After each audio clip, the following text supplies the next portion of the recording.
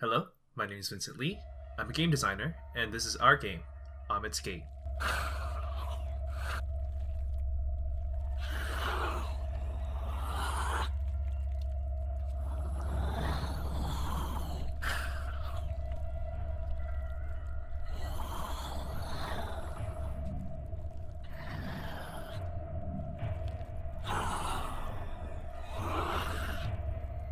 This is a single-player reverse horror experience where you play as Ahmmit, a blind monster from an ancient time that survives off the fear of humans. Her eggs have been stolen, so she has torn her way into this dimension to recover her kin. With a deadly sensitivity to light, Ahmmit can't stay in this world for long, so you must track down your eggs and return to the gate before you perish. Echolocate, crawl, and pounce your way through a museum while smashing objects and disabling security lasers. But be sure to keep Ahmmit from falling weak.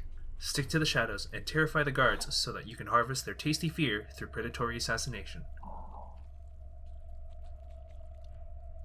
This game is a demo-like experience representing a vertical slice of what could potentially be a fully fledged release. It can be completed in roughly 15 minutes and is playable with a mouse and keyboard or a PS4 or Xbox One controller on PC. We wanted to design a horror game where you played as the monster, since it offered many opportunities to explore various unique gameplay mechanics. It's also satisfying to see how players interact with the game's world as a horrific monster as opposed to a standard hero. From the beginning, we wanted to focus on creative, fear-inducing tactics, optimizing for maximal fear harvest while under the pressure of depleting health bar, low visibility, and trying to stay hidden creates a sense of urgency for the player. Huh?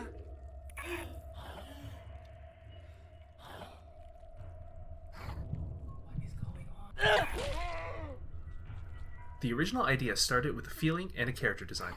We wanted the player to feel like the monster from the movie A Quiet Place. We came up with echolocation to clear up a darkened screen to represent blind sight. We also wanted the player to feel like a horror monster instead of just a killing machine. So instead of focusing on the kills, the focus was on causing fear in the enemy. And that's how our core gameplay loop came to be.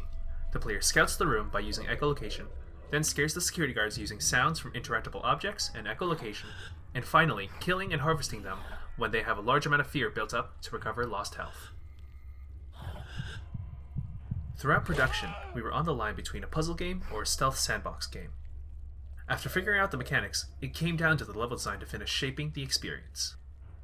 When we designed each room, we gave them large movement spaces with interactables scattered throughout that allowed multiple approaches with opportunities to mess up and recover. We had only 5 rooms to teach the player how all the mechanics and systems worked. Everything that needed to be taught was listed out and then divided into 3 groups. Things that needed to be demonstrated, things that could be told, and things to be explored.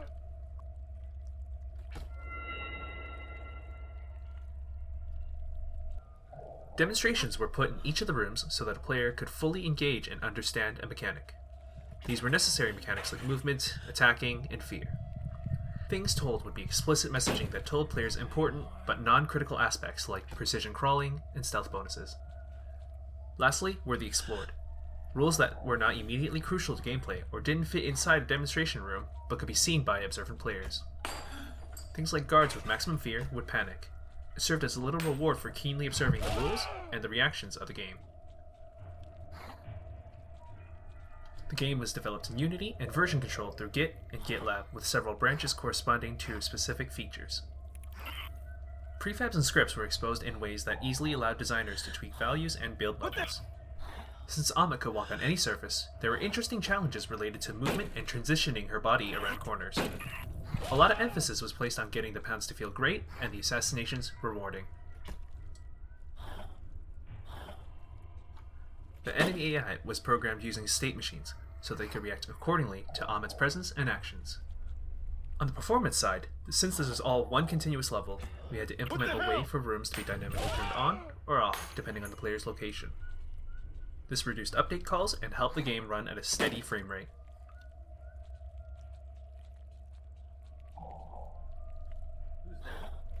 Our capstone team is called A Few Screws Loose Studios, and is made up of 2 designers, 3 programmers, and 2 artists.